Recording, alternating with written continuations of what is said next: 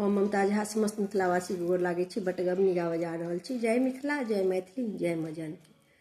सूतल छलहुँ हम असगर सजनी गे, सूतल छलहुँ हम असगर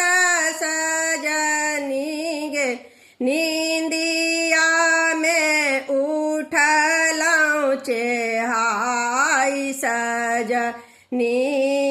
गे,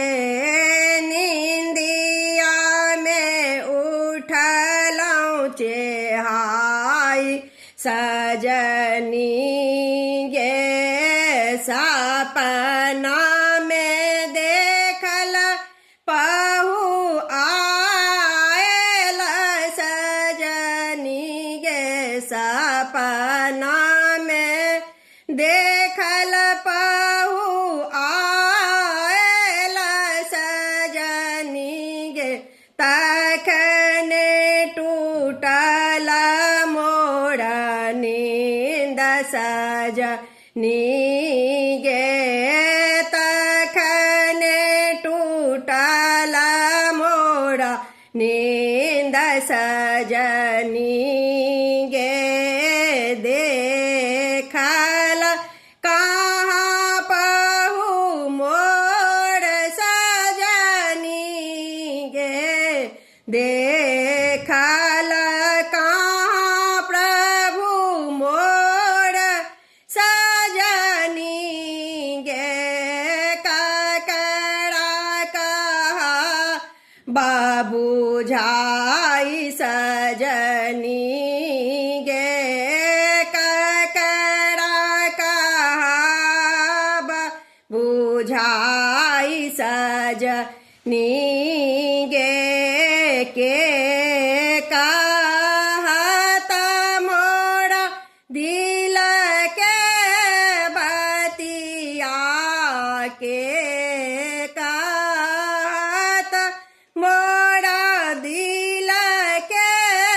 बतिया, के मोरा करत दुलार सजनी गे, के मोरा करत दुलार सजनी गे, हमारा अभाग के हाथी का सजनी गे, हमारा अभाग के हाथी का सजनी गे, हूँ ना कहीं की देव दोख सजनी गे, हूँ ना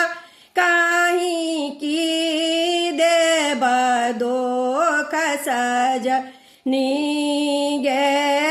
भाना ही विद्यापति सुनु सजनी गे,